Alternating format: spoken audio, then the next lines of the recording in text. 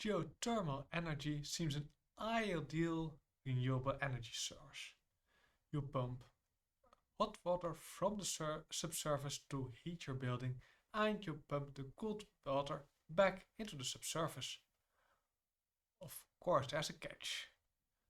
Due to the clogging of your injection well, the energy spent on pumping can eventually exceed the energy you get from the hot water. In this video, we will investigate this problem using a mathematical model. Firstly, we will give an overview of the physical problem.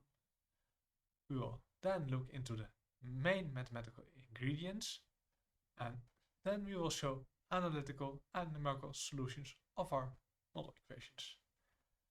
Finally, we will discuss what this means for our physical problem and for the clogging of a geothermal reservoir. In this figure, we see a cross-section of a geothermal reservoir. In the upper part, we see the facilities on the surface, and in the lower part, we are in the subsurface. And in the Netherlands, this is usually at a depth of about 2 kilometers. Note that this is just a cartoon. For example, it is not to scale at all. So let us start at the left. Hot water from the subsurface is pumped to the surface. Some filtering and degassing takes place, and then the warm water is used to generate energy and heat via heat exchanger. After passing through the heat exchanger, the warm water is cooled down and the cold water is re-injected in the subsurface. Then it flows through the subsurface and the process starts all over again. So this looks great. So where is the catch? Is there a catch? Well, we have to pump water through the subsurface. A very rough cartoon of the subsurface is given here. It looks like a big pile of small grates. Water can flow in between the grates. However, water does not flow equally easily through all types of stone. This is quantified by the so-called permeability of the subsurface. High permeability means easy flow, and very low permeability means almost no flow. For example, sand has a much higher permeability than clay. See what happens, for example, if you spill some water on the beach or on a rock. Water will flow through the sand, but if you spill some water on a clay tile, it just remains there until it evaporates. Needless to say, we look for high permeability layers for our geothermal reservoir. We want easy flow. This is, however, not the end of the story. We are changing the subsurface due to our geothermal operation, not as in gas fields where we extract gas and change pressure significantly. No, in this case we are re-injecting the water all the time, so no big pressure changes and risk on earthquakes. We do, however, change the chemical composition and temperature of the water. This could lead to changing chemical equilibria and precipitation of dissolved particles. When these precipitates as minerals on raw grains, the space for water to flow through decreases, and thus the permeability decreases, which means that higher pumping power is required. Now at a certain point, the required pumping energy is higher than the extracted energy from the heat, and the process has to be terminated. But what minerals are responsible for this clogging? Can we prevent this in some way? Here our mathematical modeling comes into play to see whether we can answer these questions.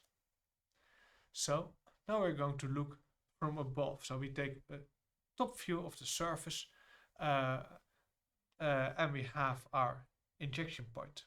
Here from above, cold water is injected, flowing through the porous medium and extracted here. The hot water is extracted. Note again not to scale at all, like those wells are like a meter in diameter, something like that, and the whole scale, the distance between them, is like kilometers. Now what do we have to model? We have to model transport. First of all, the transport of heat. Now, how is heat transported? Mainly with the flow, via convection. So cold water enters and takes along the heat. And we also have to model the transport of the dissolved species. So what's happening to them? Now, first of all, dissolved species are transported along with the flow. So that's modeled via convection.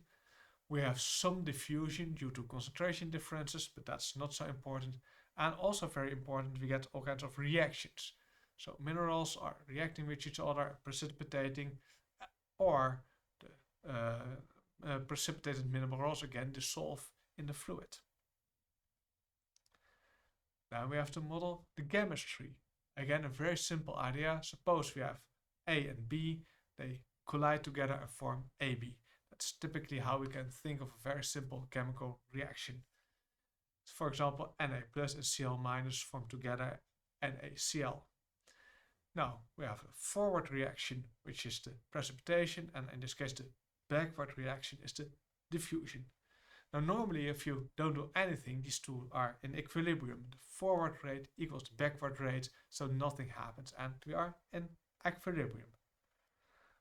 However, these rates, the forward rate and the backward rate, these depend on conditions like concentrations and temperature and so on. Now we are injecting cold water, so we are changing these conditions. So due to these changing conditions, the reservoir is not in equilibrium anymore. So what are the challenges then? Well, we have many species, not just one reaction, many species, many reactions, and to make things worse, the timescales of these reactions can differ many orders of magnitudes. Some are very small, some are very fast, and some are very slow. So those are the modeling challenges. So what can we do? We have done some analytical work. So if you have very fast reactions, then we can say, well, they are so fast that we reach equilibrium instantaneously. We can also have very slow reactions that takes like hundreds of years to complete. Then we can safely ignore them. And then thirdly, we have some intermediate reactions, neither fast nor slow, and then we have to include these reactions kinetically in our model.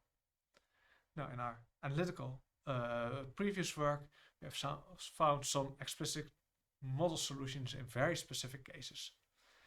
Now we want to generalize it to build a numerical model. So what's the numerical approach? We have to model transport. For that we use COMSOL. We have to model chemistry. For that we use frequency. And these have to talk to each other. So there is a special program that allows frequency and COMSOL to talk to each other. So that's the idea of the numerical approach. So what are then the typical results? Here we have an example where we could solve a problem both numerically and analytically. And as you see, there's no difference, which is perfect because it shows that we can indeed trust this whole numerical procedure. Now, we can do numerically much more than we can do analytically, so we have more numerical results, and we will show them as follows.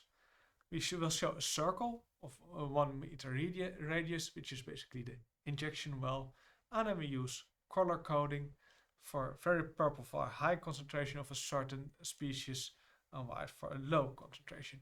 So using this kind of figures you can get an idea how far a certain mineral is spreading through the reservoir. So we have done this for several examples. You can see them over here. Then you see that fluoride spreading approximately 1 meter. Same for these two minerals. And we see quartz is much more concentrated close to the injection well and hematite even more. So with this numerical approach we can include all kinds of reactions and see how far a mineral is spreading, how close to the well it precipitates. That leads to conclusion and outlook. First some conclusions. So we have some analytical results to classify in fast, slow and intermediate, which allows us this classification and a simplification of our numerical problem. It allows us to validate the numerical approach, which is quite complicated because you have an interplay between COMSOL and frequency.